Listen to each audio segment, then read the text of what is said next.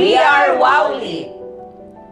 WOWLIP is an acronym for Women with Disabilities Lead to Social and Economic Progress. The objective really is to help organizations, empower them, build their capabilities. so that they can positively represent their organizations.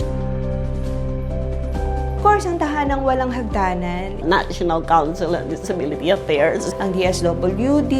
We're working on partnering with CLEVA. It's the Clean Vehicle Solutions. This is the very first time na magkakaroon ng accessible transport na pwede akong sumakay from point to point. Makakaalis ako ng ako lang.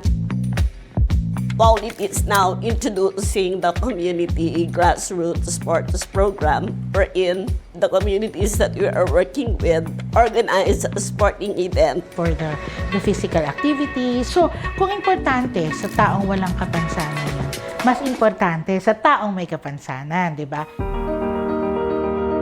The goal is to start building awareness of local governments. We could have a stable income-generating project. Gusto ko lang na magkaroon kami ng pagkakaisa. Realizing that the world is bigger than sport. There's still a lot of work to be done.